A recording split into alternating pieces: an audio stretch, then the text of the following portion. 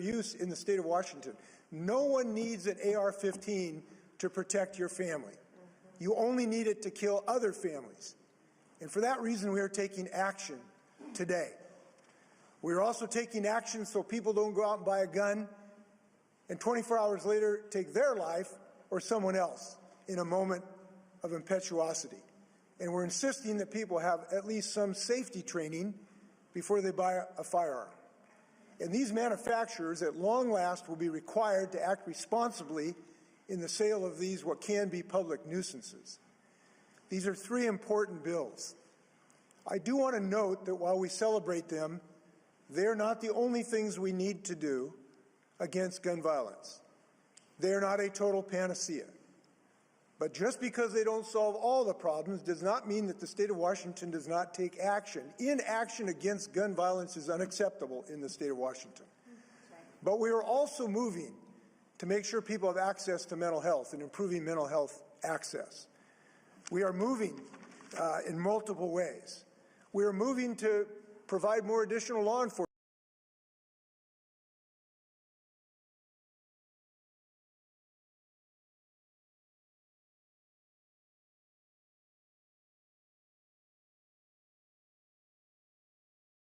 We are moving to provide more additional law enforcement officers that are well trained, and I'm happy the legislature has increased the criminal justice training system so we can have more officers on our streets.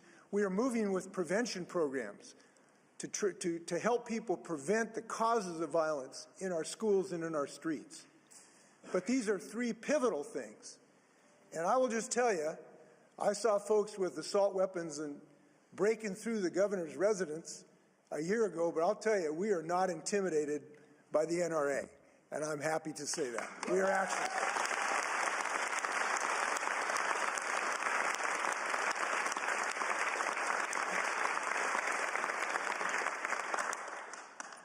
Now, I want to thank all the people who've been involved in this effort, and there have been so many for now decades. Jim and Anne-Marie, who lost their daughter Carrie in Las Vegas. Pam Meeks, who helped establish the Mothers Against Violence. Mary Glenn, whose son Sean was killed by an assault weapon 30 years ago, and for 3 decades now has worked on this issue. And perhaps closest to my heart, Trudy Inslee, who stood beside me when I voted to ban assault weapons in 1994 and has been there every day against gun violence since then.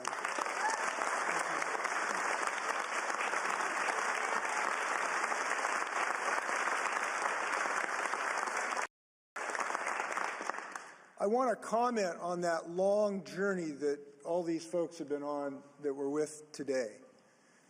And I think there's a cause to think about what we've done here in the state of Washington today that I think appropriately can inspire us in other missions, in other causes. And here's why I say that.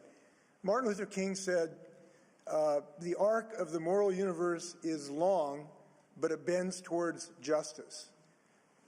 And this has been a long journey. Trudy and I started in 1994. And that bill worked, by the way, because it reduced gun violence up to 70% reductions in mass murder while that bill was in practice. We know the safety training bill and the 10-day waiting period work. They effectively reduce gun violence. And we know that because they've worked in other states. So this has been a very long bending of the arc of the moral universe, but it does bend towards justice. And the victory we are celebrating today, I think, ought to be a victory for anyone involved in any long-term cause. Keep your head up. Keep your heart strong. Take inspiration for the people in this room who've really had another step forward for peace in the state of Washington. With that, I want to yield to a champion for a long time who's done a fantastic job as an Attorney General for the state of Washington, and that's Bob Ferguson. Bob.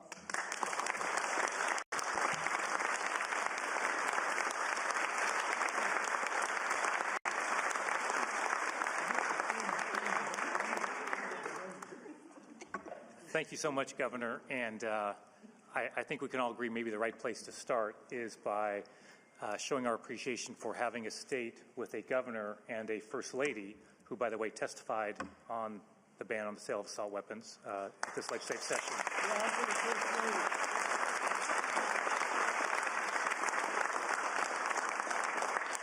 But many things have to happen for bills like this to get across the finish line. But it obviously starts with the fact that you need to have a governor who's willing to lead on that and bring us all together for a bill signing. So thank you to you, Governor, and First Lady Trudy Inslee. Thank you so much.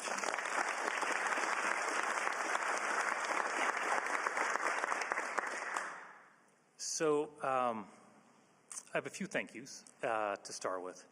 And the road has been long, Governor. You are right about that. I first proposed the banning of the sale of assault weapons as AG request legislation 7 years ago. And it was 2016 after the shooting in Mukilteo in which we proposed it. And this 2017 session was the first session. And my legislative team has obviously been working very hard on this for all of those 7 years. So in those 7 years, the Legislative Affairs Director has changed a couple times. Currently, it's Joyce Bruce. So please join me in thanking Joyce for her leadership and her team on making this happen.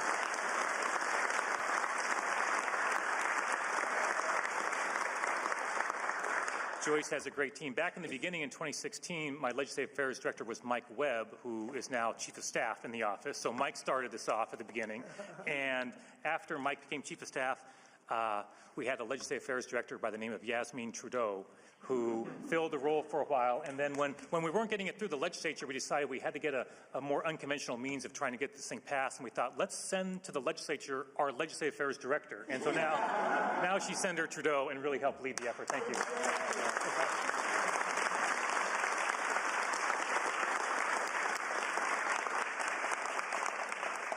So after the shooting in Mukilteo, I had the great privilege to meet with Paul Kramer and others. Paul's here. And Paul's son was shot, thankfully survived that shooting in Mukilteo.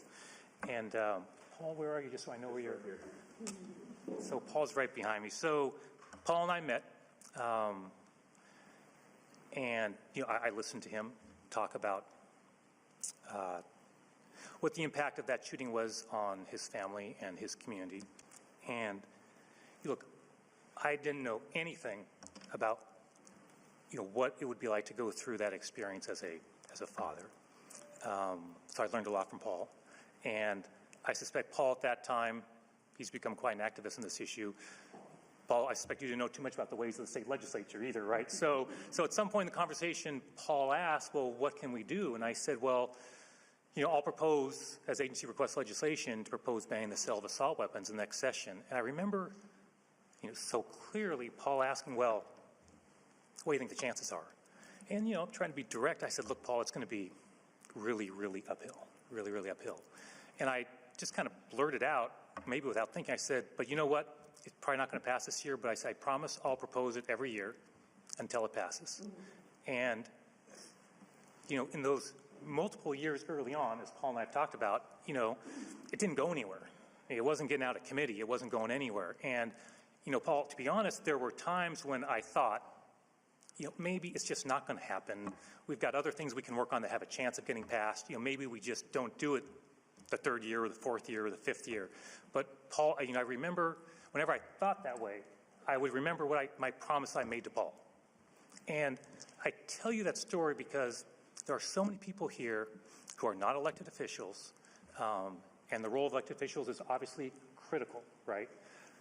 But I think all of us as elected officials appreciate how much, especially this movement, is dependent on grassroots supporters, organizations like the Alliance, Ceasefire, Grandmothers Against Gun Violence, and many others, and individuals who just wrote the letters, showed up at the rallies, did what they could do to support this. And so, Paul, I think you are one of many whose voice, I think, it certainly had a huge impact on me in sticking with this, and I know on many others as well. So to all the grassroots people who are here today, please give a round of applause from the elected officials to all of you.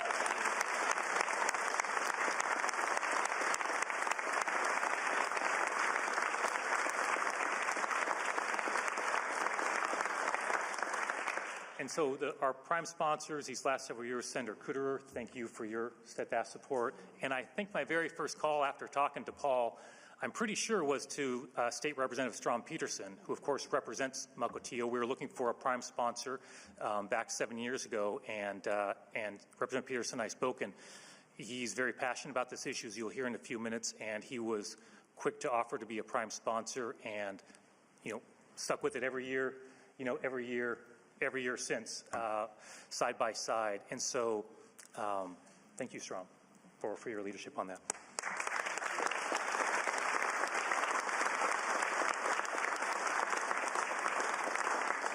So the governor mentioned there are a group of bills. One is another agency request legislation about making sure that gun sellers and manufacturers are accountable if they don't follow the rules in selling these weapons.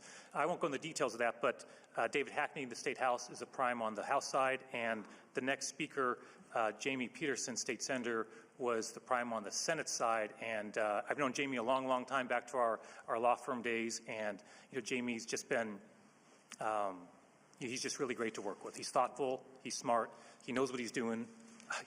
One thing I've learned, he knows how to get a bill through the legislature, and it's just been a really wonderful partnership as well. The last thing I'll say before turning this to Jamie is that, we understand there will be lawsuits challenging the ban on the sale of assault weapons. My team told me I think one's been filed already, I think. That's to be expected, and that's their right. That's the way our system works. We're a nation of laws, and they have the right to challenge that. I will just remind them and everybody in this room that we have, in the AG's office, we defend all bills passed by the legislature and by the people through the initiative process, and we have defended a number of bills related to common sense gun reform, and our record so far is pretty good against the NRA and against the Second Amendment Foundation. We are undefeated, and we plan to keep that record intact. Thank you so much, everybody, for your support. And now Jamie Peterson.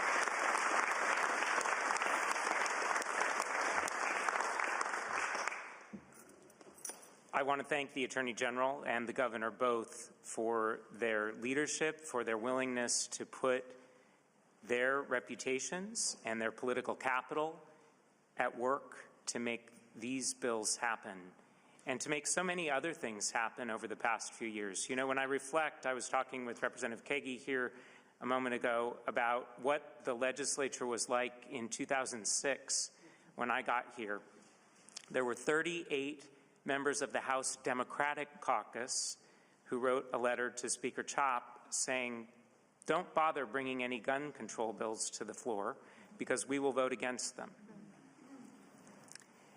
6 years later, after Sandy Hook, Speaker Chop and then Senator Frocht and I met with Eric Liu and Nick Hanauer at the founding of the Alliance for Gun Responsibility, and they asked us, what are you going to do? What can you do? And we sort of said, well, gosh, I'm not sure, given the realities of the legislature, that we can do anything. But we'll try. And we tried with the bill that eventually became Initiative 594 after the Alliance for Gun Responsibility brought that to the ballot box. At that time, the conventional wisdom was that support for gun responsibility measures was a mile wide but an inch deep. And the NRA was capable of incredible organizing and would turn out people in Olympia and then would turn out people in elections to make sure that folks who voted in swing districts for these kinds of bills would never come back to these halls. And I think the story of the last 10 years is a complete overturning of that idea. As the Grandmothers Against Gun Violence and the Moms Demand Action and the Alliance for Gun Responsibility built an astonishing coalition of people who have interacted with the voters through a series of initiatives and interacted with the legislature through a series of bills to ensure that we are doing everything that we can and consistently making progress toward reducing gun violence and preventing gun violence in our state. The bill that I was privileged to prime sponsor is one that's very much in line with my general approach to bills in the legislature. It's kind of a background bill that I think will help all of the other legislation work better because it causes the people who are directly involved in the manufacture and sale of firearms to become very interested in enforcing all of the other laws that we have been successful in passing over the last few years. It imposes on them liability for a failure to impose reasonable controls on those firearms. So if you think you're going to sell high-capacity magazines, guess what? Now the Attorney General has a new tool to make sure that you can't do that, or to sell assault weapons if you're a retailer. If you're a manufacturer who's going to target youth with a message about how cool it is to go shoot assault weapons, guess what? You may have some responsibility the next time that there is a mass shooting. We know, as the governor said, that we will never stop all gun violence. But I think as we have grown through the pandemic to have a greater appreciation for what it means to take a public health approach to this problem, to have a wide range of small measures, we know that we are saving lives.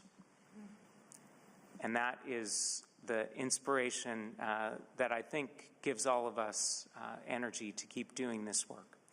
I am pleased to turn the podium over now to my neighbor in Seattle, Representative Liz Berry, who has been absolutely tireless in advocating for a new policy that we haven't been talking about for 7 years, but this idea that there ought to be a long waiting period, 10 days at least, before somebody is able to purchase a firearm. She came to me in my office and said, "Pretty please, can you help get this through the Senate?" She really is very persistent and effective, and I'm delighted to introduce Liz Berry. Thank you.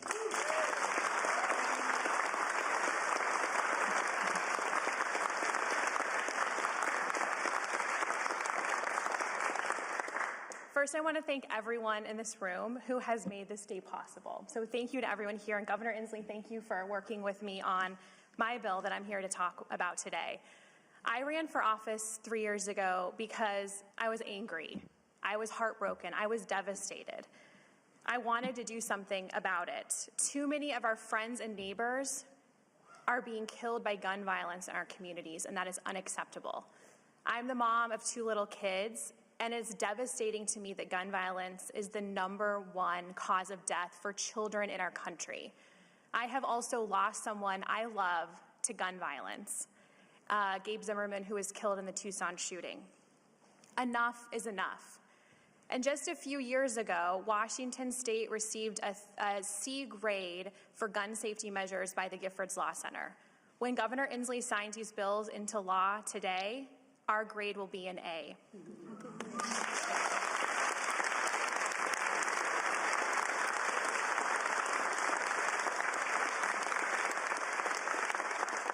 But I'm here to talk about my bill 1143, which will implement a 10-day waiting period and mandatory safety training for all firearm purchases.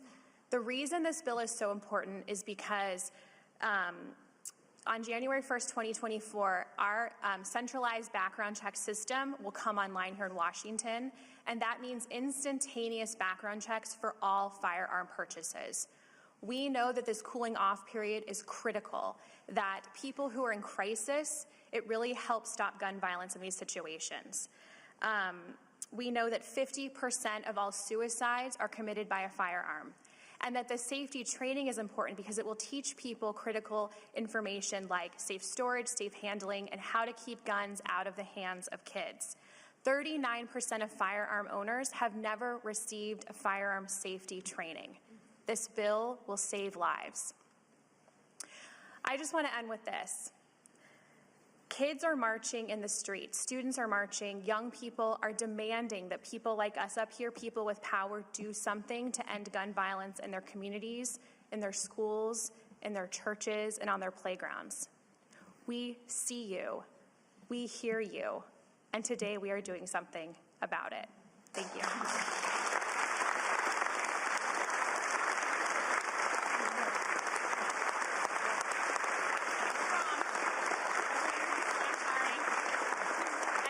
Colleague Strom, Representative Strom Peterson, my partner in all things. Wow, today's the day. See if I make it through this speech. Thank you, Governor. Thank you, Attorney General Ferguson. It's been a journey. Paul. So we're standing here today and just reflect on the crowd and those that have been standing with us. We can kind of get to go almost generationally. We have the grandmothers against gun violence who have been steadfast in their commitment to their families and their communities. And the sea of red with Moms Demand Action. Again, this grassroots support that has had my back and the backs of so many others as we did struggle to even get a hearing for some of these bills. But really, most importantly, as Representative Berry noted, are the kids. Pretty much every year I have the honor and opportunity of talking to Mrs. Titus's civics class at Mariner High School. And every year, and they come up with the best questions. But every year the number one question is, what are you going to do about gun violence? Every year. So many years I didn't really have an answer. We're trying. We're working on some little things. Last year I got to give a much bigger answer. We banned the sale of high-capacity magazines, thanks to work again. Bob Ferguson, my seatmate, Senator Leas. But this year,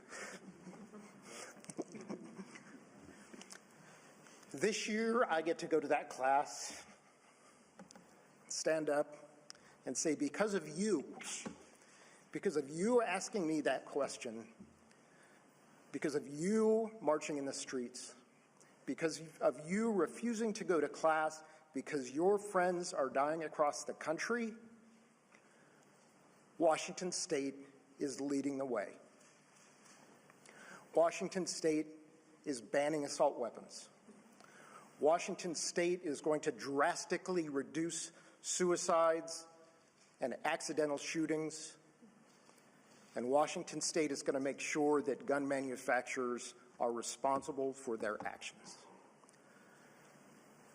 This is a day that's been a long time coming, but a day that's here.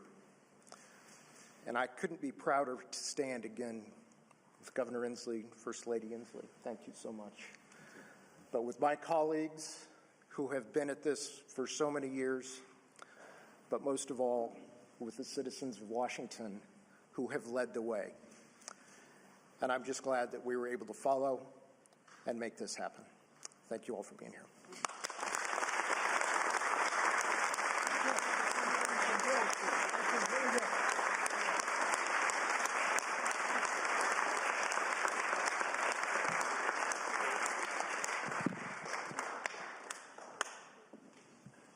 Okay, we're here for House Bill 1143. This bill establishes a 10-day waiting period and a safety training requirement for firearm purchases starting January 1st, 2024.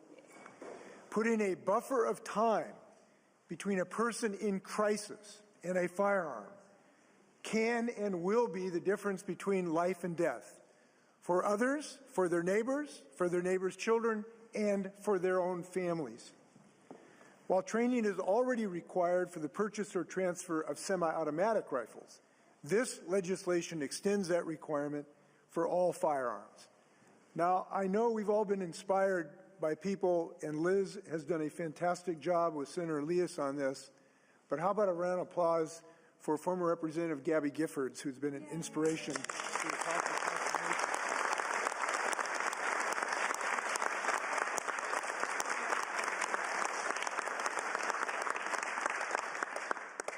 So we don't have a waiting period necessity for signing a good bill, so I'm signing this bill. So. Congratulations, everyone. Let's smile for the camera here just a second. All right, big smiles. Thanks. Oh, Andrew, you did a good job. Where's Liz? Where are you? Stand here. Wait, stand here. We'll picture you.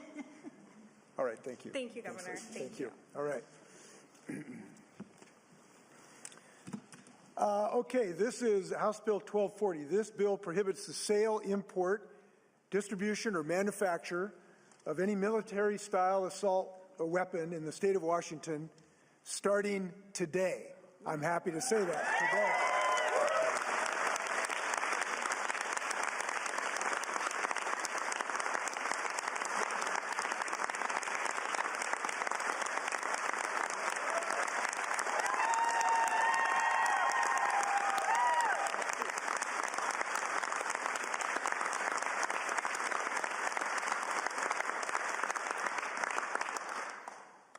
It's nice to have friends, I'll tell you that. Individuals who violate this new law can be charged with a gross misdemeanor, punishable by up to 364 days in jail and a $5,000 fine. Firearm dealers have 90 days to sell or transfer their existing assault weapon inventory purchased before January 1, 2023. With my signature, we have become the 10th state in the country to adopt an assault weapons ban. And I do want to note that we lead the country in so many ways, and we are leading on this to have 3 bills. I'm not sure any state has ever taken 3 steps on one day that we have had. We know we need to continue this effort on a national basis. And our message and beacon from the state of Washington against the NRA is a national beacon for hope for the whole country. And I want to thank a few other folks who've worked on this for decades. A guy named Bill Clinton, who signed the original ban. A fellow named Joe Biden, who wants to finish the job, which I appreciate. And a friend of mine named Earl Pomeroy, who's a buddy from North Dakota, who I stood next to, and we've cast some of the pivotal votes to ban this in 1994. That was the right vote in 1994, and it's the right law to sign today. I'm very happy about this.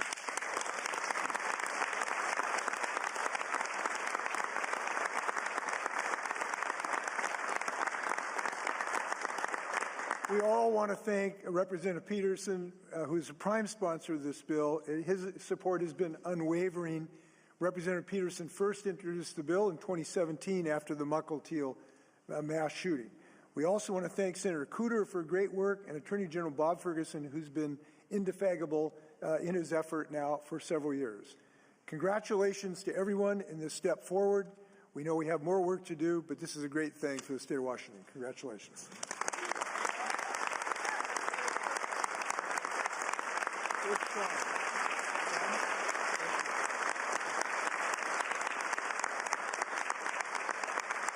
I need another pen.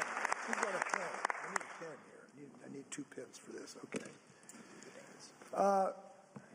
Is Trudy around? Trudy, could you join us over here just for a second? Thank you very much. I appreciate that. We're here for Senate Bill 5078. This requires firearm industry members to establish and enforce reasonable controls on the sale, distribution, and marketing of their products. We are asking firearm dealers and manufacturers to make sure that they comply with our firearm laws while doing business in Washington state. Simply put, this bill increases the accountability of firearm dealers and manufacturers and holds the industry to reasonable standards going forward, standards that can and will save lives. I want to thank Senator Peterson for his sponsorship and his work on this important bill, as well as the companion bill sponsor, Representative Hackney. I'm signing this with 2 pens. First, one for Jamie. Jamie, congratulations. And the other for a woman, when I first started working with her, she was a mother against gun violence. Now she's a grandmother against violence, Trudy Inslee. So she gets this pen. Congratulations to everybody. Trudy, where are you? Okay, I need it. Here, I need to draw the camera. Okay, let's smile for the camera here.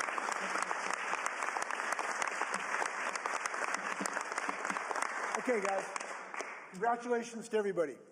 Enjoy. Thanks, buddy. We're thinking of you and your daughter. What a great act of leadership. Thank you so much. Okay, party safely tonight, okay? Thank you very much.